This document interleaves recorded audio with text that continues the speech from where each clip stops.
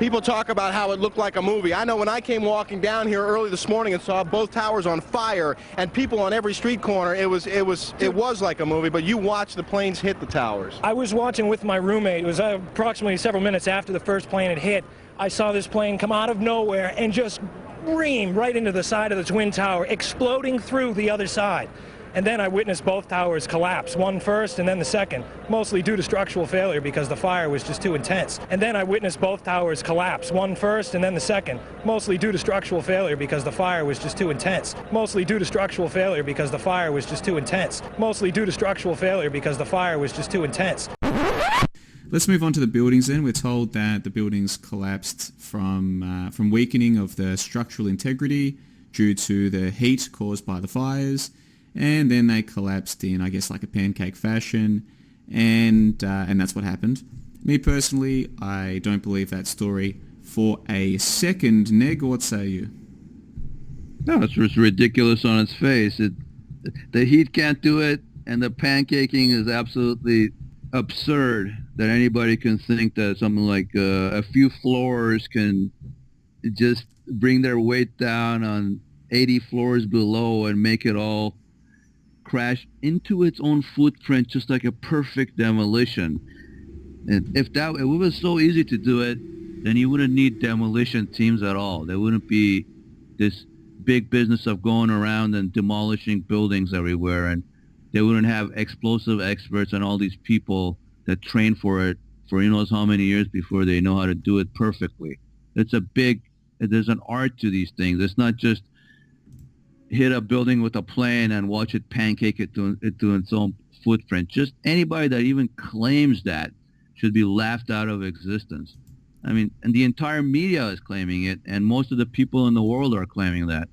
And that should show you that you're basically living in an insane asylum with the freaking the inmates are running the asylum, but not really as much as they think. The inmates are there. The elites are running an inmate for us and are running an asylum for us, and the few people we're trying to escape, me, you, and a few people are, the Matrix metaphor comes in handy here, which is these guys are the Matrix. This is the ridiculous Matrix. It's an irrational Matrix that they're living in, and we're trying to poke holes through it and get out. That's all we're doing. Well, it sounds like we're both on the same page then. These buildings probably not pancaking due to office fires or jet fuel or anything like that. Now, this is where it gets really difficult for some people, even people who can open their mind to the possibility that, yeah, I mean, I did see the planes on TV, but I see lots of things on TV that aren't real, so I guess in theory that could be made up, but how about all the dead people? Like the buildings did come down and 3,000 people did die, didn't they, Nick? Oh, what are all those people doing in there? What were they doing in there? All those people were in the building, the second building. Just like I told you with the timeline, the first plane hit. After the first plane hit, supposedly hit, the second supposed plane. It took 17 minutes to hit the second tower. The official story is that those people were told that there's no danger, that they should stay calm, and there's no danger for it was in the first tower, the other tower, so they don't have to run out of that tower, the second tower. So a whole bunch of other people died in the second tower. A whole bunch of other people died in the second tower.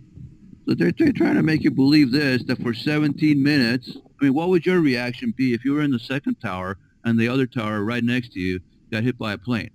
You'd be running out of that tower, running for your life, right? You're trying to get the hell out of there. You wouldn't be sitting there looking out your window like it was an event, like it was something like a show you went to or something, right? You wouldn't do that. You'd be running out of there.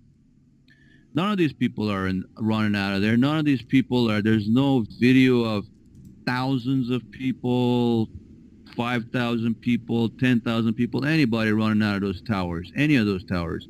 There's only video of some people on the street,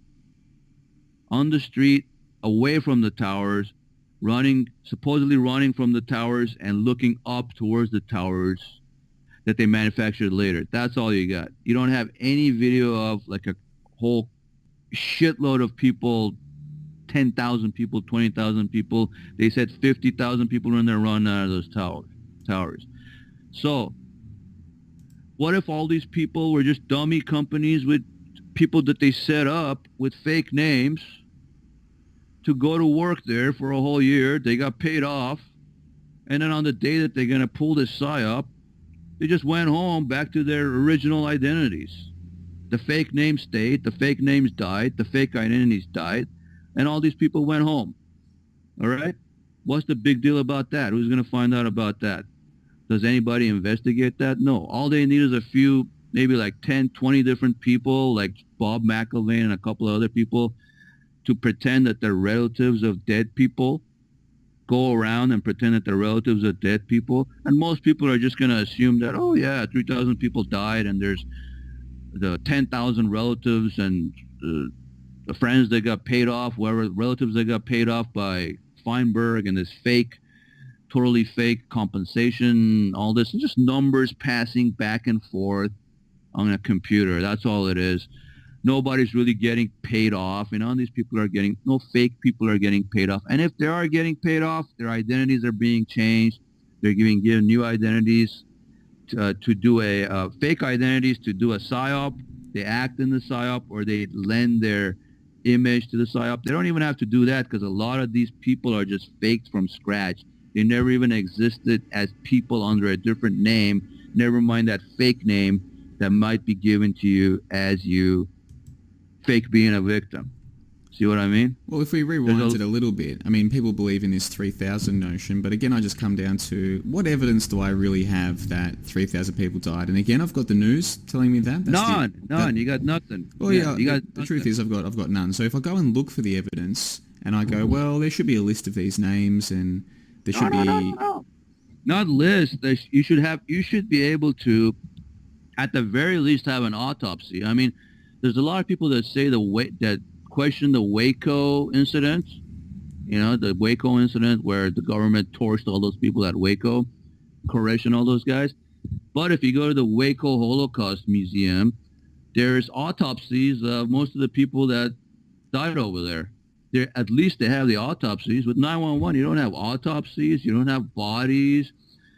You don't have, the names are off. The images, there's a ton of photoshopped images of people. There's photoshopped firefighters. There's photoshopped police officers. There's photoshopped, all kinds of victims are photoshopped. Some of them don't even exist. There's fake, the relatives going around pretending that their son died, like Bob McElvain, and there's only 3 or 4 photoshopped images of his supposed dead son on the entire internet. I mean, it's ridiculous.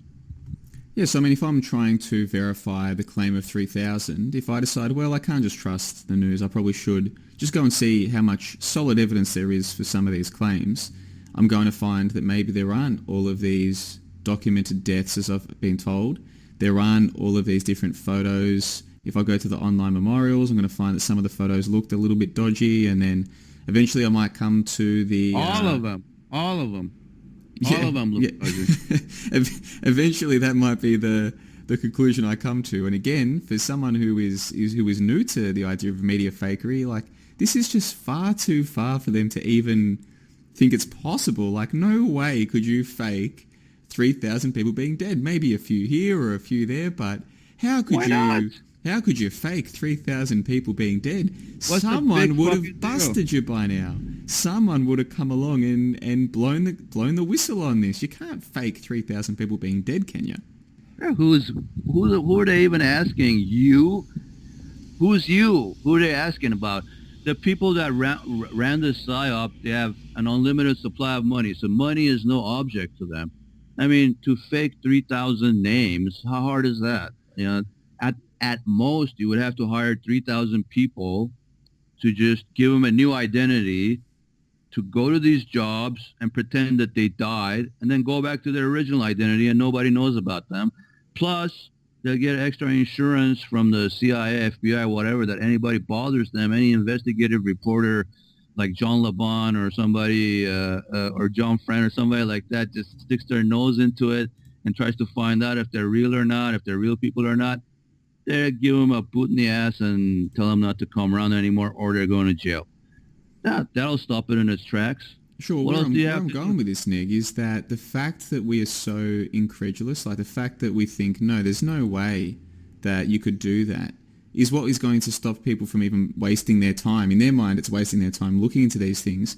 It's the fact that no one's actually going to look into these things, which makes it so easy to pull them off. Like where I'm going with this is, forget the alternative stories or people saying, no, this is what happened, this is what happened. If you just think of it from the regular person's perspective, who has trusted news up until this point, deciding for themselves, well, forget what the news tells me, let's go and look for the evidence. The moment that they start looking, they realise that it's a lot more difficult to find the evidence. They're going to be hit with this idea of, but if the evidence isn't there, someone would have... There's no way that you can fake, like in their mind it's impossible, so they're not going to look further. That's that aspect of human nature. This idea that we just cannot accept that someone could tell such a major lie. We're not going to look any further. Because no one's looking, it's that easy to pull it off, is where I'm going with this. It's that easy.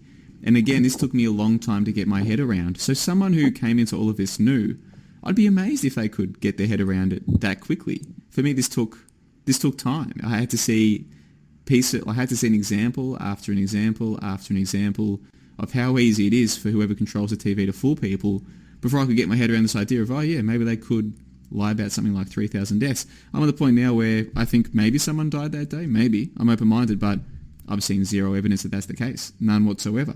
So we go through this bit by bit by bit, and if I'm just looking at the actual evidence I've got, so far the only evidence I've got is what I saw on TV. I've got a movie. That's all I've got at this point in time. All I have is a movie on my TV screen. And A fake movie, not a documentary of anything, not an actual recording of an event, but a fake movie. That's all you got. Well, that's all I've got is what's on the screen, and then some official reports. Officially, we've got the 9/11 report from the government or from whichever agency was responsible for writing it. Officially, I've got some official documentation, but in terms of actual primary evidence, I've got nothing. I've got zero about what happened that day. Now, for me, that's not enough to go and convince others to change their beliefs, and we'll get into that in a moment. But for just me as an individual, I'm quite happy to sit here and say, yeah, I used to believe all of it. Now I don't believe any of it. I'm still open-minded. If people can give me real evidence, I'm happy to hear it, but I don't believe any of what we're told about 9/11. To me, it's just a made-for-TV movie, Nick. That's where I'm at right now. Would you basically agree with those sentiments? Yeah, it's an elaborate made-for-TV movie, and it's not even a well-made movie because they know that it doesn't matter if the special effects are all that good, if this is good, if that's all that good, if that's all that convincing. They know that if they can just trigger the right fear and trauma, if they can trigger those emotions in people, people are not going to make rational sense out of it anyway, because every time that the topic comes up, their logical brain closes down, or even if they logically can analyze it, they won't accept it because they're invested in a different reality. They're invested in the Matrix, and they think that they're going to get rewards and money and position out of this living the lie instead of trying to go towards the truth. They see the truth as a danger, the truth as something that's going to ruin this other thing that they're invested in, this bullshit reality that they think that they're going to get something out of this bullshit reality.